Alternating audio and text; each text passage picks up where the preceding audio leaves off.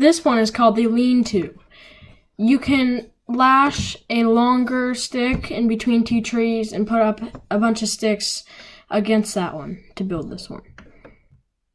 This is an A-frame shelter. You can pound two sticks that have a Y shape into the ground, and then you can put a stick across them and lean sticks on either side. This is an igloo. You can press a bin or something down on the ground, and it will make snow cubes.